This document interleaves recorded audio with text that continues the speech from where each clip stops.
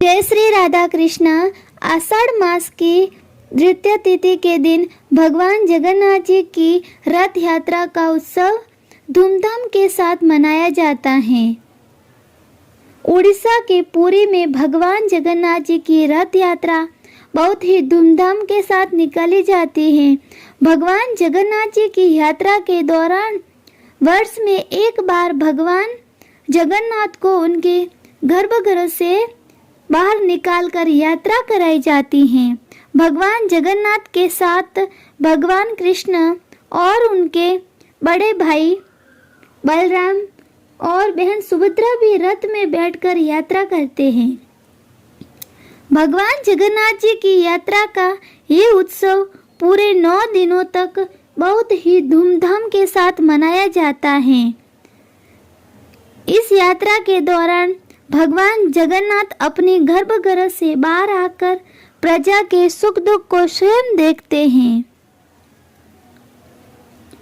पुराणों के अनुसार जगन्नाथपुरी को धरती का वैकुंठ कहा जाता है। ब्रह्म और स्कंद पुराण के मुताबिक पुरी में भगवान विष्णु ने नील माधव का रूप धारण किया था। उसके पश्चात सबर जनजाति के देवता बन गए।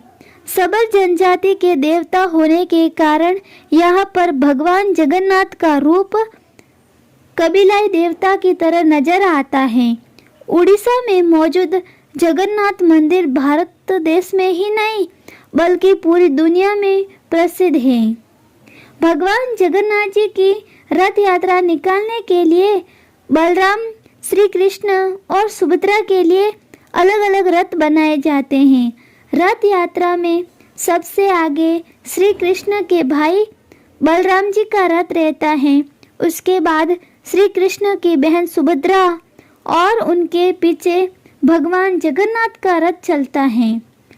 इन रथों को उनकी ऊंचाई और रंग के द्वारा पहचाना जाता है। पुरी में मौजूद जगन्नाथ मंदिर भारत में हिंदू धर्म के 4 धामों में से एक है। यह मंदिर लगभग 800 साल से भी अधिक पुराना माना जाता है।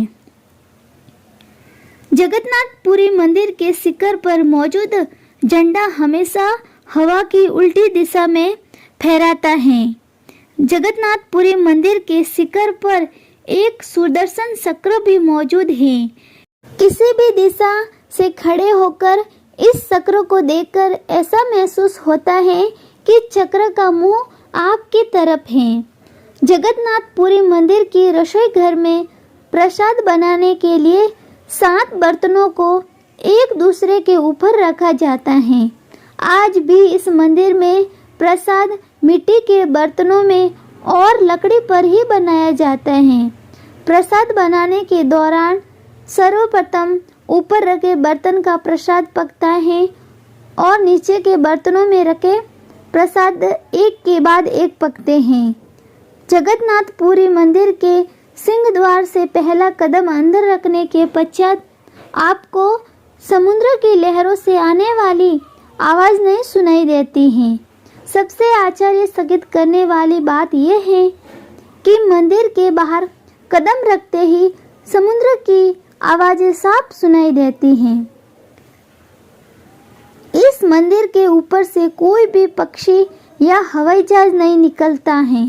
जगन्नाथपुरी मंदिर में नित्य बनने वाला प्रसाद कभी भी भक्तों के लिए कम नहीं पड़ता है और मंदिर के द्वार बंद होते ही पूरा प्रसाद खत्म हो जाता है।